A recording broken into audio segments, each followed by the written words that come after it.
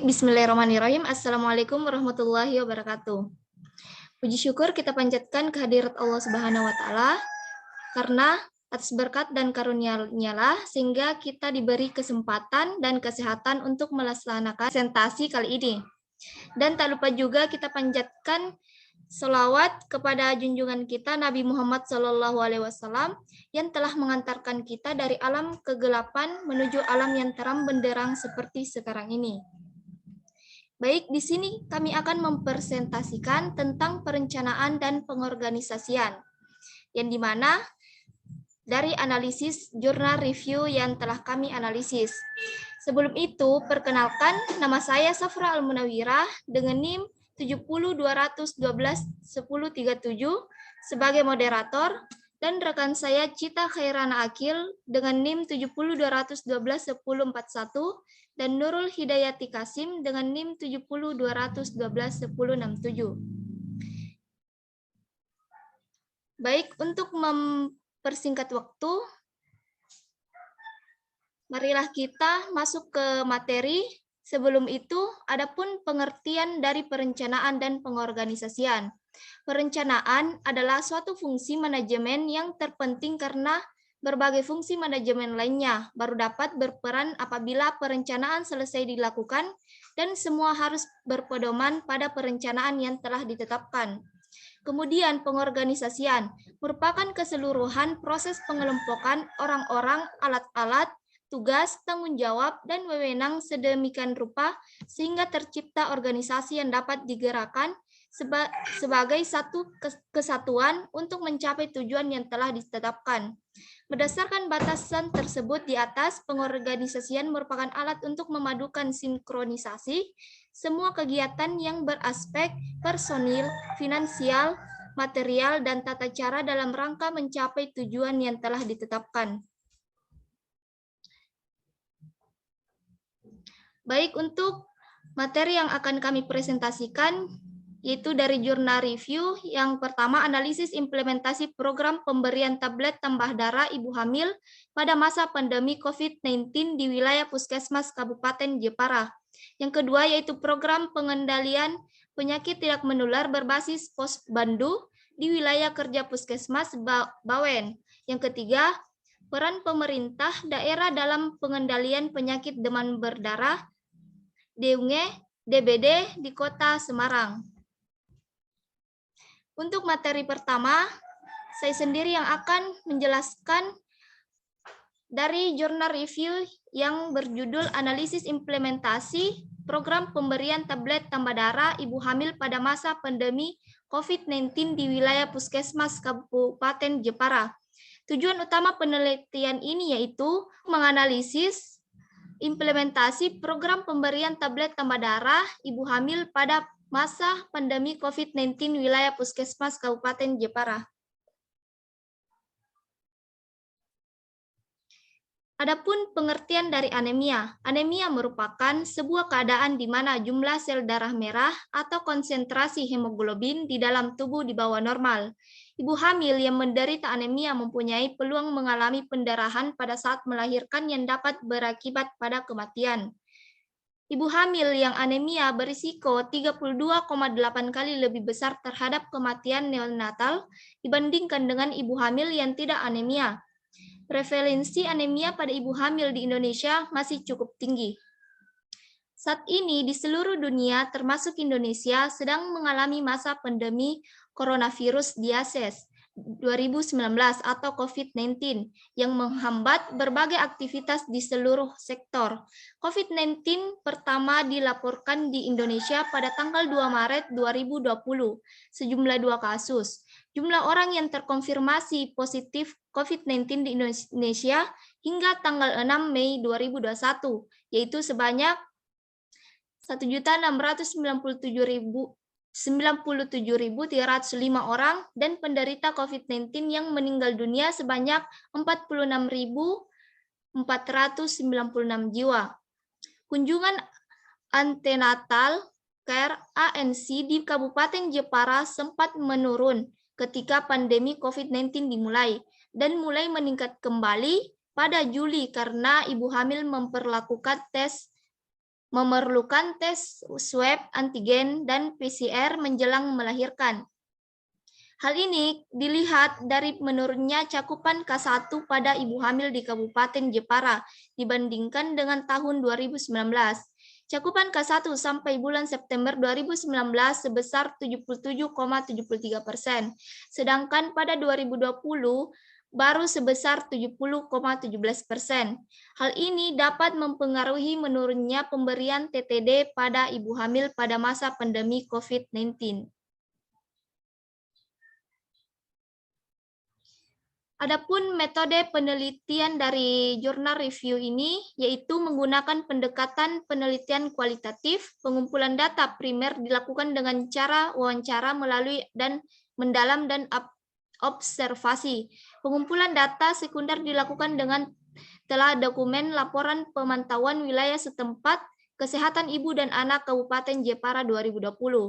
Subjek pada penelitian ini adalah pelaksanaan program pemberian tablet tambah darah di 4 puskesmas Kabupaten Jepara.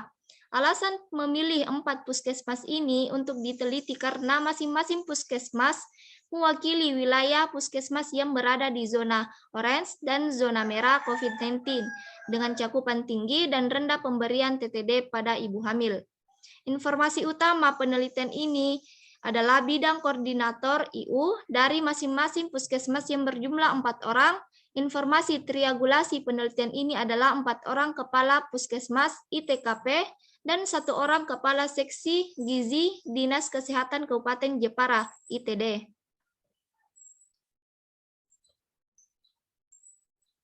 Adapun proses perencanaan yaitu pemberian TTD ibu hamil pada penelitian ini adalah suatu kegiatan yang dilaksanakan oleh bidang puskesmas yang bertujuan untuk mencegah anemia pada ibu hamil yang meliputi beberapa aspek, yaitu implementasi, komunikasi, disposisi, dan SOP. Adapun proses-proses perencanaannya yaitu yang pertama implementasi pemberian TTD ibu hamil.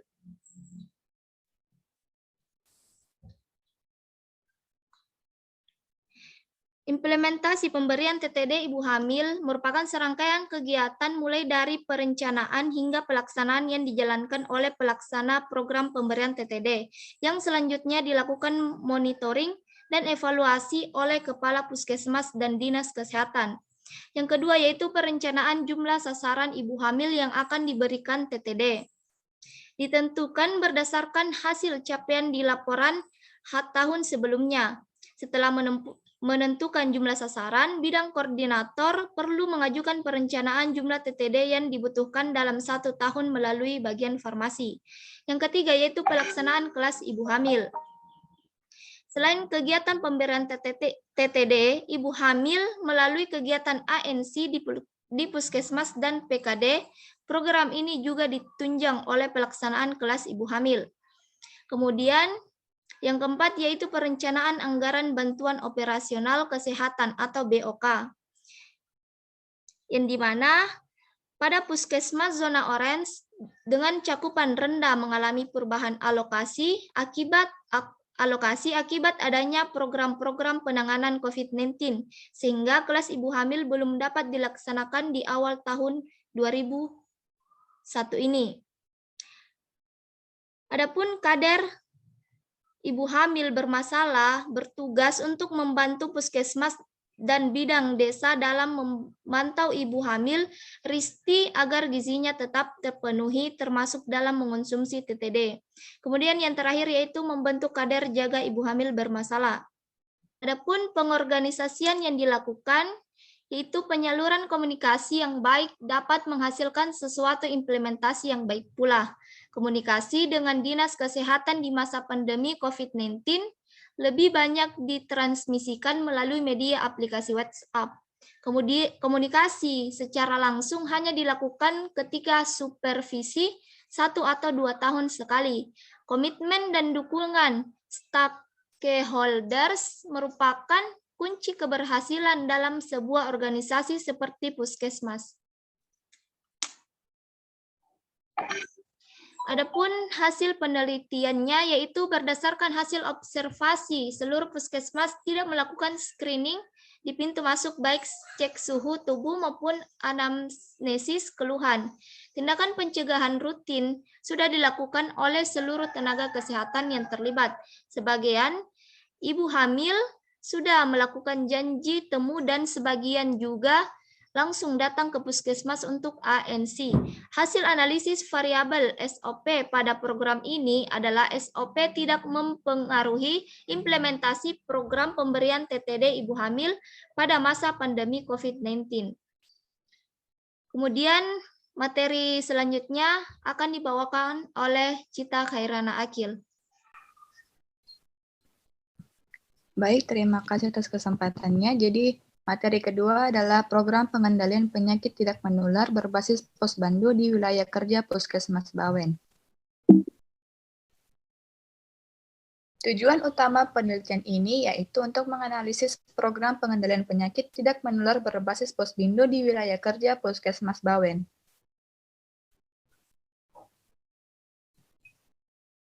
Penyakit tidak menular di Indonesia dalam beberapa dasar-dasar terakhir menghadapi masalah kesehatan yang sering disebut triple burden disease atau 3 beban penyakit, yaitu penyakit menular baru, dan penyakit tidak menular atau PTM. Upaya pengendalian penyakit tidak menular dilakukan melalui program Posbindu PTM yang diselenggarakan berdasarkan permasalahan PTM yang ada di masyarakat dan mencakup berbagai upaya promotif dan preventif serta pola rujukannya. Posbindu PTM merupakan suatu upaya kesehatan berbasis masyarakat atau UKBM, di mana peran serta masyarakat sangatlah diperlukan. Dengan target sasaran dari program ini adalah usia 15-59 tahun. Tujuannya adalah untuk meningkatkan peran serta masyarakat dalam pencegahan dan penemuan dini faktor risiko PTM. Puskesmas Bawen merupakan salah satu puskesmas di Kabupaten Semarang dengan capaian distribusi posbindu sebesar 100% di tahun 2019. Namun, capaian standar pelayanan minimal bidang kesehatan Puskesmas Bawen belum mencapai target seperti yang telah ditetapkan pemerintah melalui Permenkes nomor 43 tahun 2016 yaitu 100%. Hal ini dilihat dari pelayanan kesehatan yang menjadi sasaran dalam program Posbindu PTM, yaitu hipertensi dengan data pelayanan sebesar 31%, diabetes mellitus 32%, dan pelayanan kesehatan usia produktif sebesar 22%.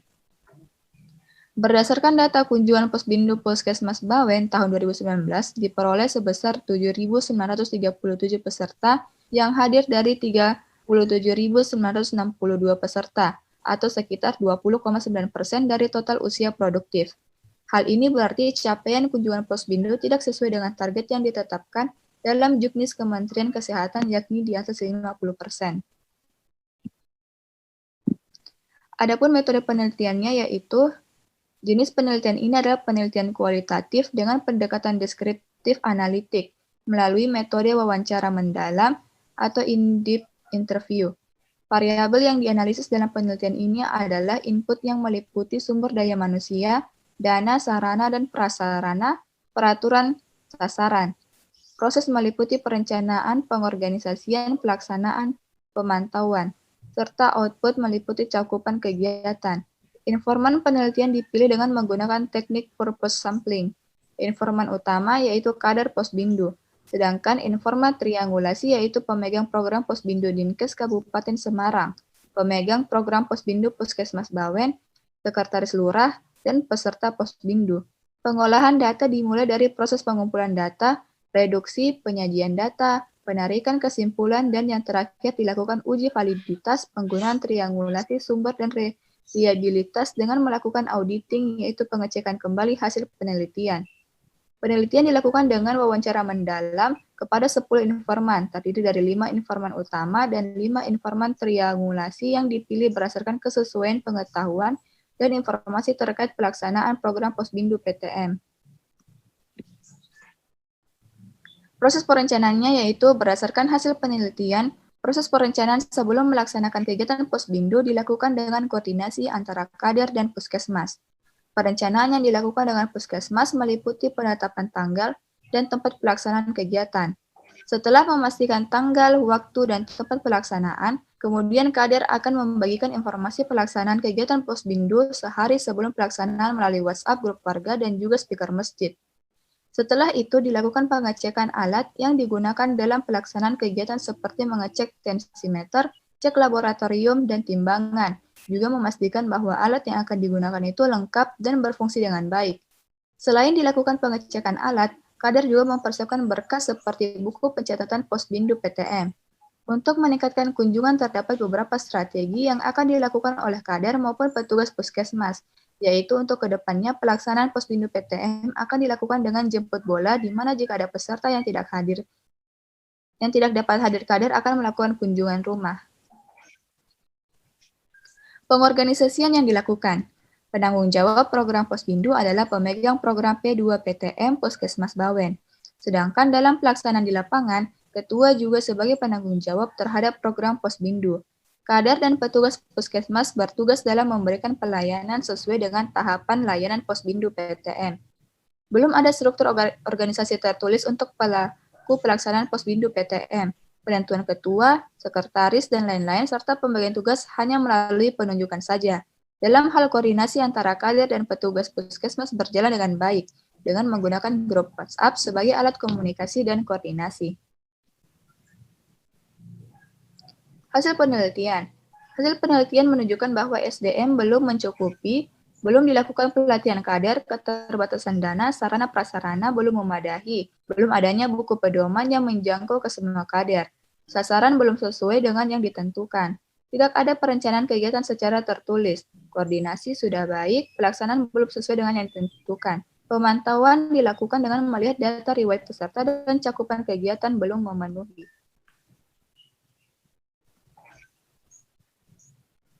Kesimpulannya itu sumber daya manusia. Sumber daya manusia dalam pelaksanaan Posbindu PTM belum memadai dengan jumlah yang sedikit dan kader masih merangkap tugas.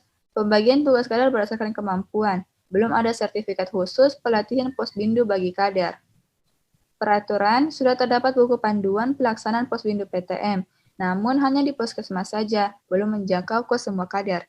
Kader belum memahami isi dari buku tersebut. Sumber dana untuk pelaksanaan kegiatan Posbindu berasal dari swadaya masyarakat, yaitu dari hasil pemeriksaan laboratorium peserta, iuran PKK, dan donatur. Untuk kegiatan maupun pengadaan sarana dan prasarana belum mencukupi. Sasarannya dalam pelaksanaan kegiatan belum tepat sasaran pengunjung Posbindu yang datang kebanyakan berusia 30 tahun ke atas dan pengunjung didominasi oleh perempuan. Sarana prasarana. Terdapat keterbatasan sarana prasarana dalam pelaksanaan kegiatan. Beberapa alat masih dipinjami oleh puskesmas maupun oleh posyandu. Terdapat Posbindu yang lokasi pelaksanaan kegiatan jauh dan kurang dapat dijangkau oleh masyarakat. Perencanaan dilakukan sebelum pelaksanaan Posbindu. Proses perencanaan berjalan dengan baik, sesama kader maupun kader dengan petugas kesehatan berkomunikasi melalui WhatsApp group. Pengorganisasian, koordinasi antara kader dengan kader maupun kader dengan petugas puskesmas dilakukan melalui WhatsApp group. Belum semua Posbindu mempunyai struktur organisasi tertulis. Pertemuan rutin dilakukan ketika pelaksanaan kegiatan di luar itu dilakukan 1 tahun sekali sebelum pandemi. Pelaksanaan belum sesuai dengan tahap layanan dan juga belum menerapkan sistem 5 meja. Tahap wawancara dilakukan dengan sederhana. Kegiatan pengukuran belum semua dilakukan. Untuk pengecekan laboratorium, penyuluhan, konsultasi, pemeriksaan dilakukan oleh petugas puskesmas. Pemantauan, pencatatan dan pelaporan sudah berjalan baik. Pelaporan dilakukan secara berjenjang. Monitoring dan evaluasi belum dilakukan secara rutin dan dilakukan setelah selesai pelaksanaan kegiatan saja. Belum ada pembinaan khusus untuk Posbindu PTM. Cakupan penelitian. Belum ada penetapan target program yang dapat mengukur keberhasilan program Posbindu PTM. Baik, saya kembalikan ke moderator. Baik, untuk materi selanjutnya akan dibacakan oleh Nurul Hidayati Kasim. Baik, terima kasih kepada moderator yang telah memberikan waktu kepada saya yang akan mempresentasikan tentang peran pemerintah daerah dalam pengendalian penyakit demam berdarah DBD di Kota Semarang. Adapun tujuan dari artikel ini adalah untuk menganalisis manajemen penanggulangan bencana penyakit DBD yang dilakukan oleh Kota Semarang.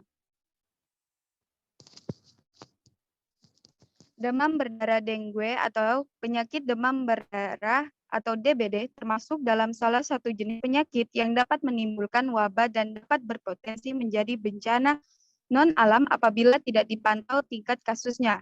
Bencana diartikan sebagai peristiwa yang mengancam serta menanggung kehidupan manusia yang menyebabkan timbulnya korban jiwa, kerusakan lingkungan, kerugian harta benda, dan dampak psikologis. Bencana selalu dikaitkan dengan berbagai faktor alam seperti meletus serta puting beliung. Namun, terdapat hal yang dapat dikategorikan sebagai bencana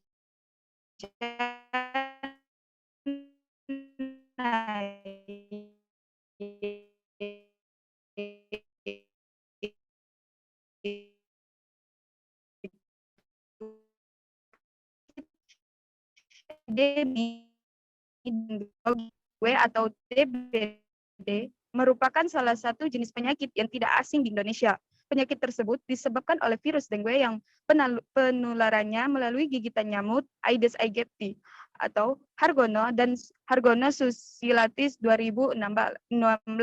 Oleh karena itu, penyakit ini biasa terjadi ketika musim penghujan dikarenakan tempat berkembang biak nyamuk ada di tempat-tempat atau wadah yang terisi tergenang air. Berdasarkan peraturan Menteri Kesehatan Republik Indonesia nomor 1501 strip Menkes strip per strip 10 strip 2010. Penyakit DBD termasuk dalam salah satu jenis penyakit yang dapat menimbulkan wabah. Hal tersebut menyebabkan penyakit DBD dapat berpotensi menjadi bencana non-alam apabila tidak dipantau tingkat kasusnya. Kota Semarang menjadi salah satu kota yang memiliki peraturan daerah tersendiri dalam penanggulangan penyakit demam berdarah dengue. Salah satu alasannya adalah karena kasus DBD di Kota Semarang terus meningkat setiap tahunnya. Hal tersebut menyebabkan Kota Semarang menjadi daerah endemis dan dapat berpotensi mengalami kejadian luar biasa atau KLB. Semua kegiatan pengendalian penyakit DBD yang akan dilakukan tidak mungkin dilakukan oleh pemerintah Kota Semarang sendiri. Dibutuhkan koordinasi lintas sektor dan lintas program, LSM, penyandang dana, dan peran serta masyarakat. Tujuan lain dengan ditetapkan kebijakan ini adalah agar dapat menciptakan keselarasan pada semua pihak terkait dalam pengendalian penyakit DBD. Selain itu, dengan adanya kebijakan tersebut, diharapkan agar pada semua pelaksanaan dan juga stakeholder dapat melaksanakan semua kegiatan dan program dengan koordinasi yang baik satu sama lain, selaras dan saling mendukung. Pada Perda nomor 5 tahun 2010, ditetapkan 12 kegiatan sebagai solusi atas masalah tidak maksimalnya kegiatan pengendalian DBD sebelumnya. Alternatif kegiatan tersebut dibagi menjadi 2 siklus bencana, yaitu bagian pencegahan dan penanggulangan. Sesuai dengan tahapan fase perencanaan, pada bagian pencegahan, kegiatan yang dilakukan oleh pemerintah Kota Semarang dalam bagian pengendalian adalah kegiatan PSN 3M+, kegiatan pemeriksaan dan masyarakat dan dinas kesehatan. Masyarakat adalah salah satu pihak yang memiliki peran penting dalam upaya pengendalian penyakit DBD di Kota Semarang. Masyarakat menjadi pelaku dalam semua tahapan pengendalian penyakit melalui dari fase perencanaan, pelaksanaan, hingga kegiatan evaluasi. Selain itu, masyarakat juga menjadi sasaran dalam semua kegiatan pengendalian penyakit DBD menurut Perda Pengendalian Penyakit DBD. Peran dan hak dan kewajiban masyarakat dijelaskan secara langsung dalam Perda dalam pasal 4 sampai pasal 6. Dinas Kesehatan memiliki peran yang cukup besar pada implementasi Perda nomor 5 tahun 2010, yaitu bertugas dalam pendampingan, pengawasan, monitoring, serta evaluasi. Rekasiwi 2017. Perlu diadakan evaluasi mendalam mengenai implementasi upaya pengendalian di setiap kelurahan, pengumpulan data-data kecamatan, dan kelurahan yang masih belum menerapkan Perda, pengawasan implementasi kegiatan-kegiatan, serta melakukan lebih banyak pembinaan dan sosialisasi.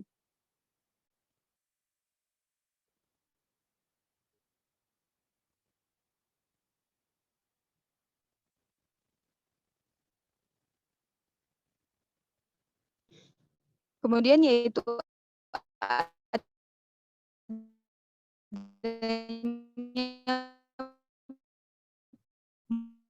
metode penelitian yaitu bencana oleh Wignoyo Adiso, yaitu fase perencanaan, fase pengorganisasian, serta fase penanggulangan program tersebut.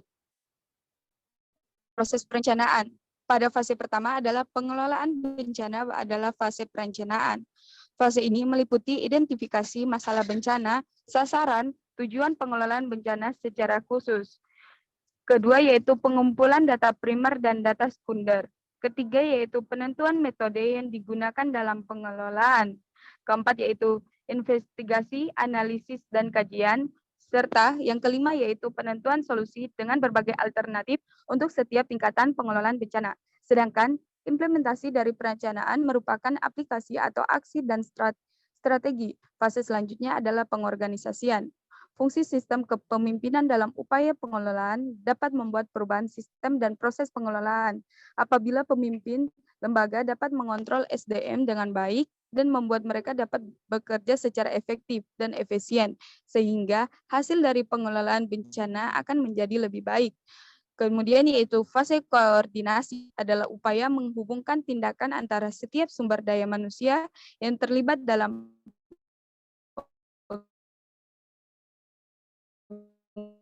pengelolaan. Dalam manajemen penanggulangan hal tersebut dikarenakan perencanaan bertujuan untuk memberikan arahan sebelum program dilakukan, serta menjadi penanggung jawab program agar dapat diimplementasikan secara tepat sasaran, dapat dilakukan secara sinergis, minimalisir terjadinya masalah, serta tidak terjadi penumpukan aktivitas di antara para pelaksana. Kemudian yaitu pengorganisasi bagian tugas serta fungsi pihak-pihak yang berkewajiban untuk melaksanakan pengelolaan bencana. Adioso 2018. Berdasarkan Perda Nomor 5 Tahun 2010, semua pelaksanaan upaya pengendalian dibagi berdasarkan tiap kegiatan. Fase pengordinasian menjadi salah satu hal yang perlu diperhatikan.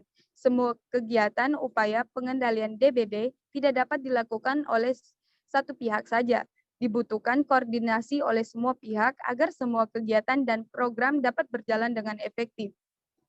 Masyarakat merupakan pelaksanaan utama dan sudah seharusnya dapat bekerja sama dengan semua pihak agar semua kegiatan dapat terimplementasikan dan dapat menekan angka penyebaran DBD yang menjadi tujuan utama dari Perda ini.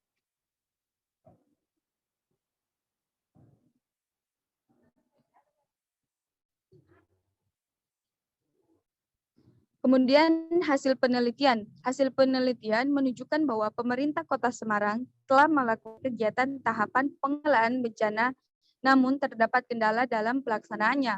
Peraturan Daerah Kota Semarang Nomor 5 Tahun 2010 tentang pengendalian penyakit demam berdarah dengue menjadi pedoman utama dalam pelaksanaan penyelenggaraan penanggulangan bencana di kota. Terdapat 12 kegiatan pengendalian penyakit DBD tidak diatur mengenai waktu pelaksanaan kegiatannya. Peran masyarakat dalam tahap pengorganisasian dan tahap pengordinasian cenderung rendah.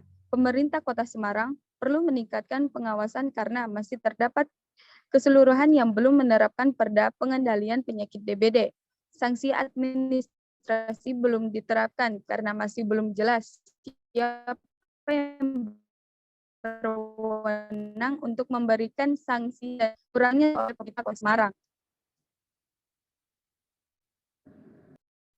Baiklah, itulah dari hasil presentasi kami. Kurang lebihnya mohon dimaafkan. Sekian, wassalamualaikum warahmatullahi wabarakatuh.